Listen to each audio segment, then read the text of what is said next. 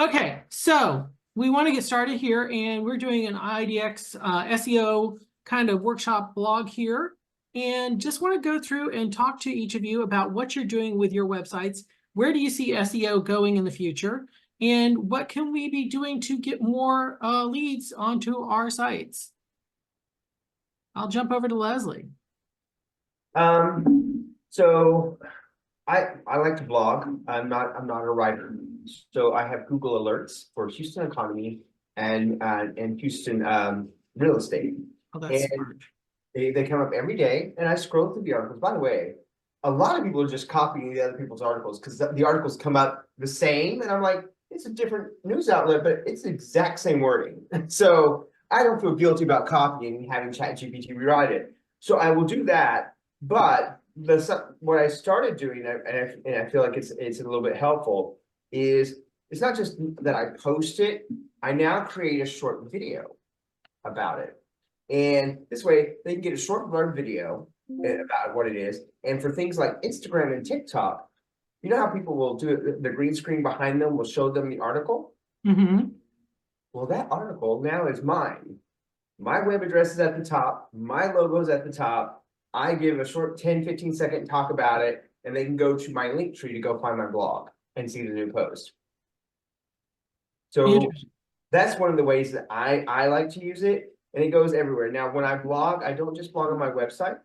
I blog on Active Rain. I also have a blogger site that is generic type of thing, but I do find that sometimes that blogger site shows up in search results. And then the Houston Association of Realtors, if you're a platinum member, also provides a blog, and they have a high Google ranking. So I will also put that blog there. And every now and then I'll just Google my own blog to see who turns up first. And I'll be honest, oftentimes Active Rain and the Houston Association of Realtors show up first. But all of those blogs link back to my website. So when I write a blog post at the bottom, top 10 cities in Houston are top 10 neighborhoods. And those links go back to properties for sale. So no matter where I'm blogging, and if I'm blogging, if the blog is very specific about a neighborhood or something that's happening there, like they're going to build a building here, they're going to, this new community is open, I will have a link going to properties in that community. So the entire blog, I will hyperlink the hell out of it. To every time it says Houston, you know, if you hover on Houston, it'll say Houston homes for sale. If they click on it, it will take you to my website where there are Houston homes for sale. If it's talking about a specific neighborhood, you hover on it, if it says, if they're talking about Garden Oaks, it'll say Garden Oaks when you hover on and say Garden Oaks homes for sale. So Google's picking up that it's not just Garden Oaks, it's Garden Oaks homes for sale, even though technically that article is not about Garden Oaks homes for sale. Interesting. Could you talk for a second about the advantages of Active Rain versus perhaps WordPress or Wix? What have you run into? Google ranking. Honestly, Google ranking. Again, Active Rain. When I start searching for my own blog post, Active Rain and my HAR site come up most often. Not only that, when you're on Active Rain, people actually comment and like your articles. Whereas on my blog, on my website, no one has ever once liked or commented. No one, not once. However, on Active Rain, it happens all the time, which on Active Rain now gives you more credibility, and Google looks at that even more. So the more often you're on Active Rain actually writing about stuff, the better off you are. So, and the truth is, on Active Rain, you should be writing a blog article about every neighborhood that links back to that neighborhood with properties for sale. Blog article about every school district, linking back to homes for sale in that school district. So it's really is just about constantly something new. And what I've also added to my blog post is at the top, at the top, I will sometimes, especially if it's an economy thing, I will include a link to jobs in Houston. That's really smart. That's really smart. So that you'll rank for a job list as well. So I started putting the job, because I get a lot of leads through my website that are from out of state. Well, maybe the newsletter I send them, that they get a link to jobs, maybe that's a little motivator they need. But I figured if it's about our economy, and let's say I'm talking about another oil and gas company, I can link jobs to that oil and gas company. Or if it's, a tech company coming from California to Houston, I can link jobs to that company that are in Houston.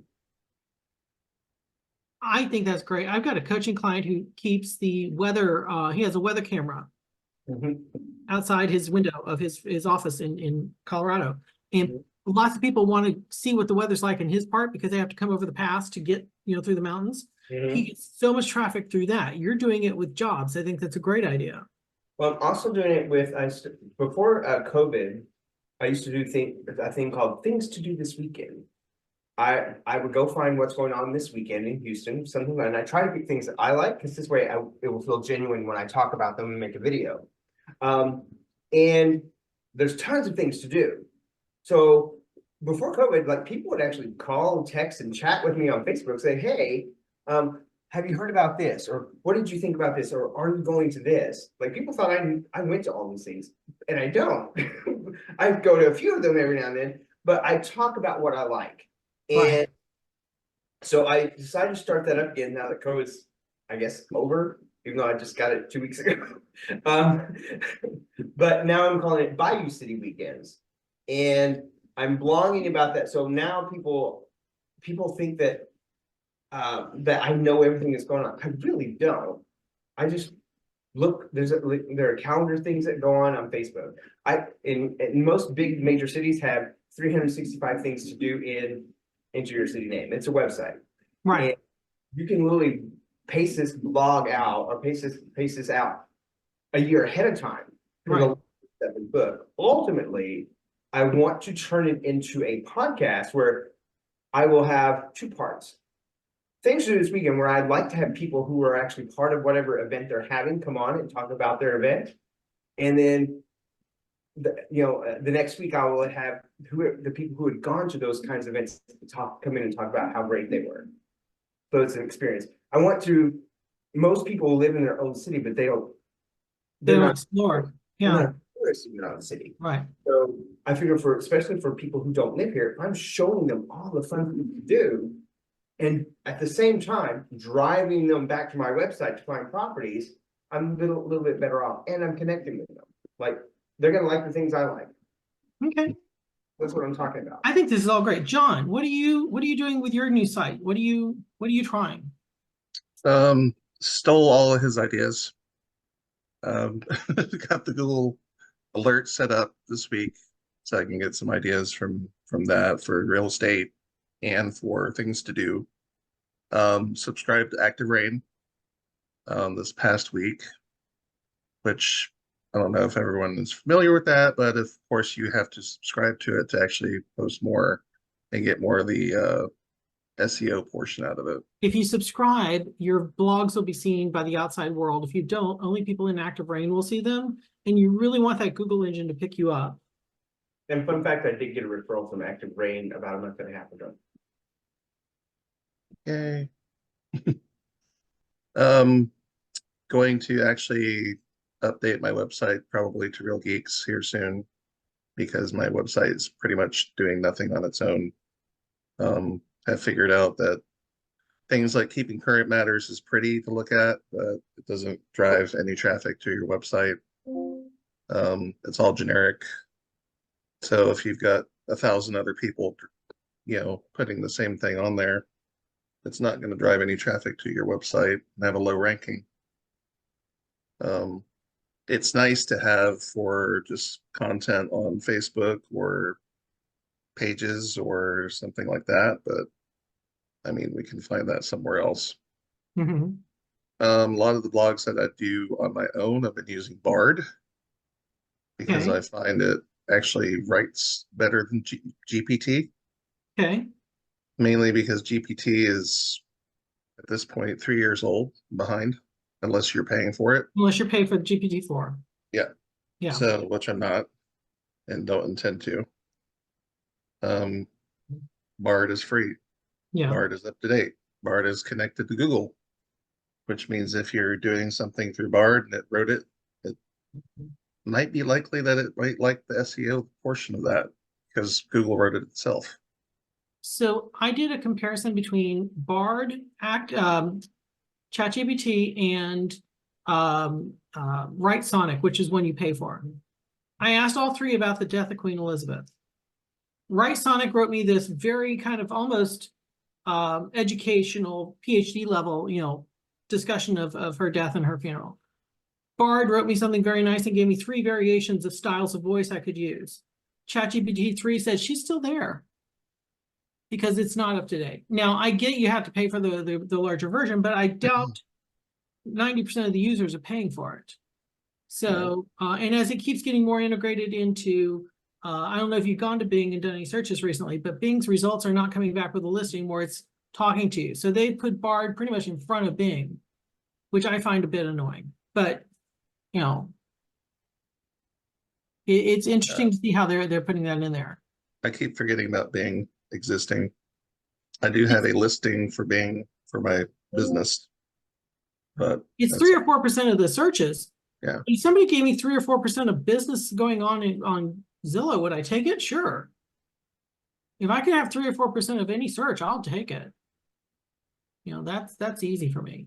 Oh, no, a win for me. Google has decided to stop banning me from running ads. It's been 3 years. Okay. Why they just decided now, I don't know, other than the fact I asked again, be let off the hook. Okay. Someone agreed.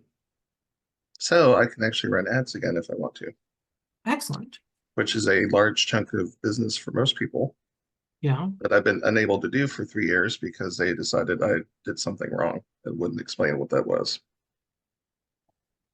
So hopefully I've paid my price. So let's talk about the companies that provide no support. And that would be Google, that would be Facebook, that would be all these large, I don't know if Amazon has voice support or not, but all these companies that just decided no one will talk to you. And here's a help article. Here's a help article. Yeah. Whoever that was, I want to find them and make them just read help articles for the rest of their life.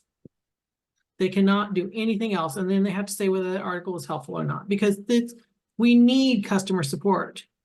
And the lack of customer support leads, with ChatGPT, with Google business profiles being taken down or restricted, with Facebook posts being, flagged for no reason, you've got to have somebody you can ask. And a lot of the people who reach out to me for support are people who are like, can you get me out of Facebook jail? Can you get me out of, can you get my profile validated on Google business profiles? I can't. And by the way, I don't know anybody who can. I'm not sure anybody in Google knows how. If you do, reach out to me. I'd love to talk to you. This ideology that came up, 10 years ago, where they just don't feel they should support their user base is rubbish. Yeah, and if anyone else gets banned from Google, you have to sit there and fill out this long form and explain, that you want to appeal. And then someone who's nameless on the other end just goes, no. That was 3 years of that until this past week when someone decided, okay, you're cool now. That's because they wanted. Why? Just because they felt like it. They wanted your money. They're like, oh wait, we haven't. They do at the same time I've been banned. They were wanting me to do the verified realtor thing that they've been pushing everyone to do, where your profile is at the top page and you've got a little paid ad that you're a realtor. But like, okay, well, unban me and I might actually do that, but you didn't do that. So how am I gonna? My business is great to a point, but I have found that when I post updates, more than half of them will immediately get flagged.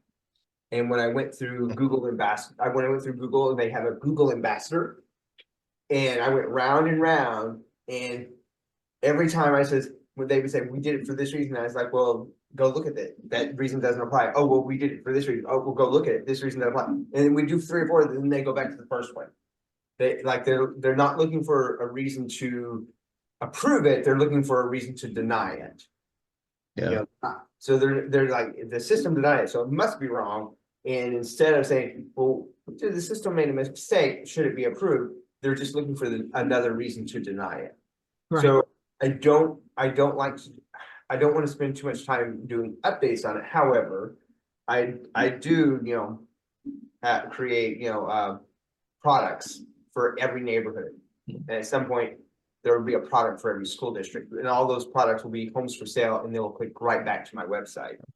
I do the updates. It's only once banned me one time, denied an article, and that was for an open house. Why, I don't know. It didn't give a reason, but couldn't do an open house listing. Everything else has gone through. Yeah, my pictures and videos, I've had a couple of videos that they immediately banned because they don't like the video with me in front of my own article for some reason. But if I just, yeah, I know. The only problem with me is it actually my brokerage here in North Carolina, I have to be under their address. They would not allow me to use my home address. Right. They were like, well, you can go outside and take a picture and take this video and do all this other stuff, and then we're still going to tell you no. Yeah. So I just went ahead and changed it to the Allen Tate address in Greensboro. Like before, I had it for Home Smart Stars in Texas. Yeah. And they approved it right away. And one of the ways around that is even if there's not a suite number, adding a suite number. Yeah.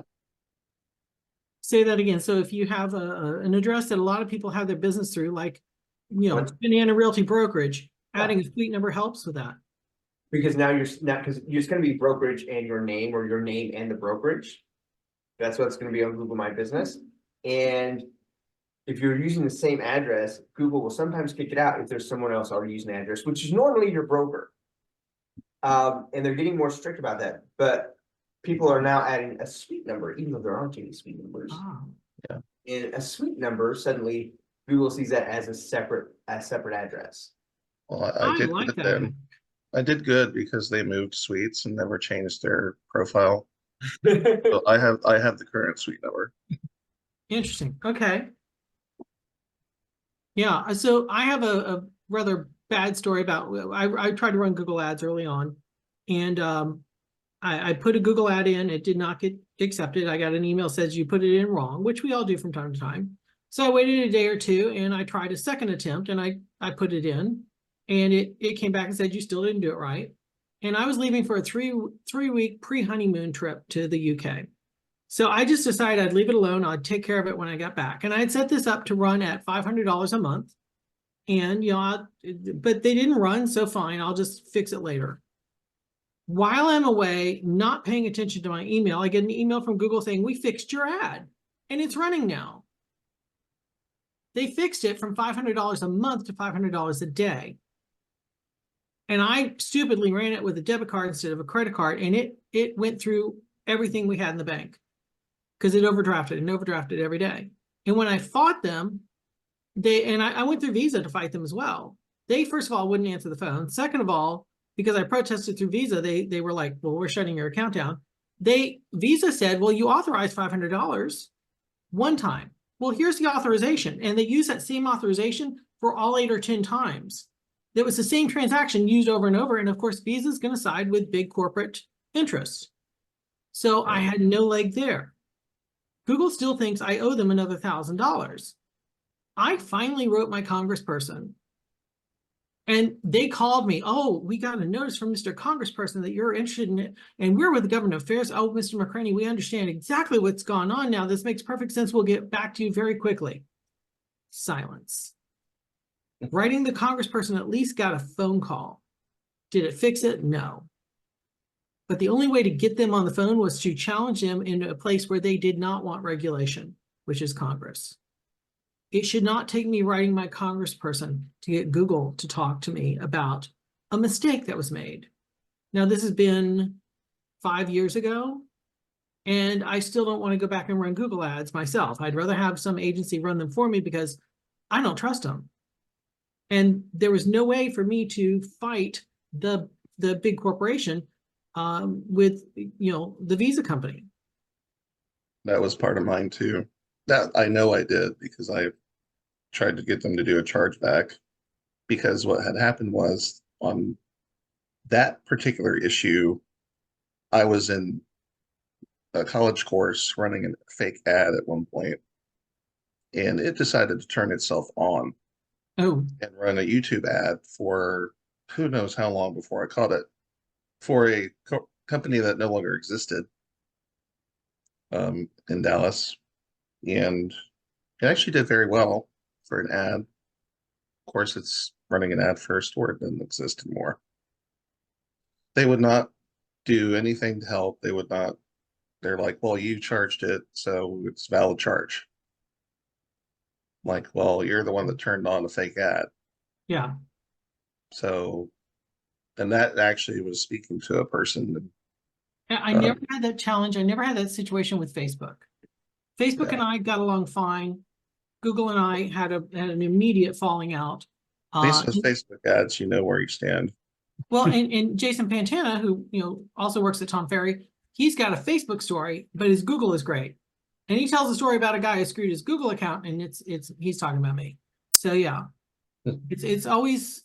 But my whole point was these nameless, faceless companies that, not nameless, but these faceless companies that we can't get to find out how to get our profile back online, what was the thing that we posted that you think was over, what can we do with these? They won't talk to us. And that's where we probably need some consumer protection regulation that says, if you're going to run a mega company, you have to at least staff a call center. Let me sit on hold for 40 minutes to finally talk to somebody who's overly tired about talking to people, but at least get me past a problem. And that's why I'm not going to run for office, because that would never get me elected. So anyway, okay, guys. Well, we will meet again next month. We'll try to figure out some more SEO things that we can come up with. I know Leslie and I are kind of baking something in the background that we're not talking about yet. And we'll go from there.